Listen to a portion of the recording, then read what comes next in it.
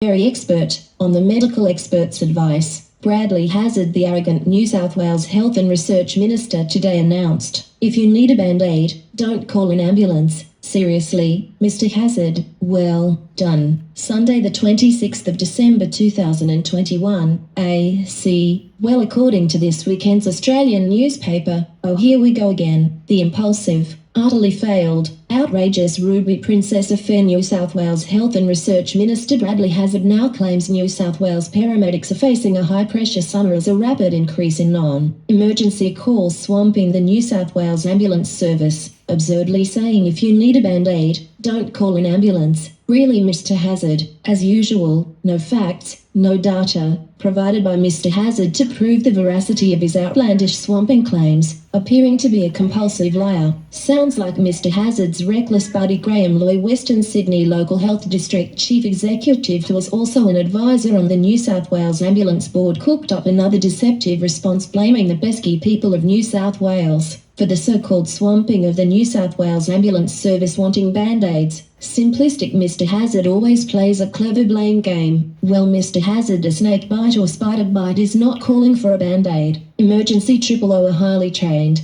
professional operators putting callers through stringent questioning, only then request an ambulance to the address and often stay on the line talking. If someone were to need just a band-aid, they would be appropriately told where to go. Stop covering up. Your silence is deafening. Again, Mr. Hazard, I am still patiently waiting for answers from both you and your Mr. Loy. Why are you both encouraging torture, shackling elderly dying cancer sufferers, as you are well aware? In short, I was shackled both wrists and ankles, spread-eagled, literally left for dead 4 hours in Westmead Public Hospital Friday the 16th of July 2021 and confined, Section 4 days the 19th of July 2021. NB, please note fraudulent, misleading, unsigned, damning medical documents were sent to my two trusting GPs, and bloody well sent, as fact, clearly breaching the New South Wales Crimes Act 1900. Furthermore, I was kidnapped from my home, confined 4 days, subjected to an unwarranted procedure,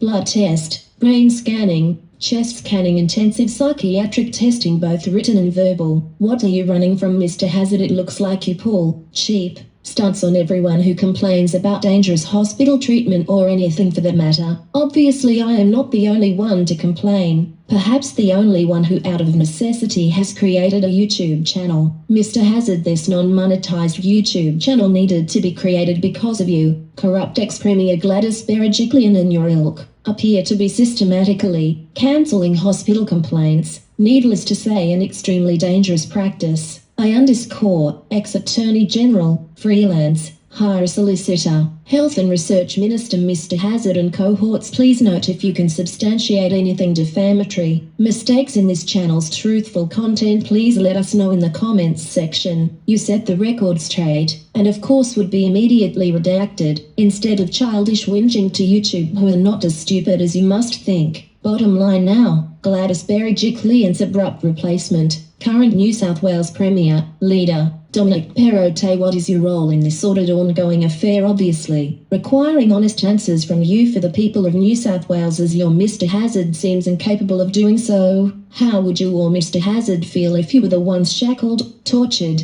abused? Well, it's over. To you, Mr. Perrottet, you must take appropriate action with no more clumsy cover-ups.